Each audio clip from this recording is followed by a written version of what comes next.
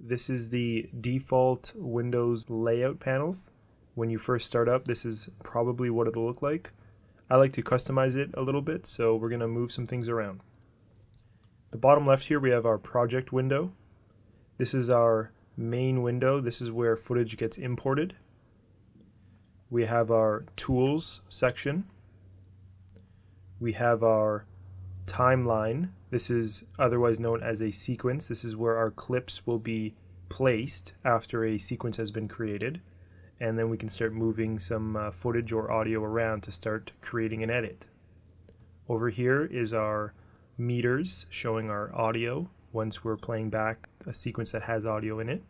Here's our program monitor. This is our main visual representation of what's happening in the sequence.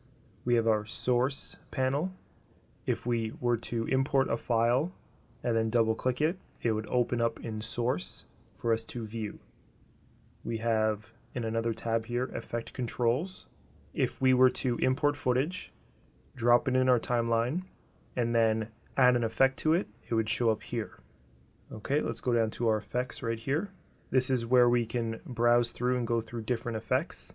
We can apply video effects, transitions, and the exact same for audio.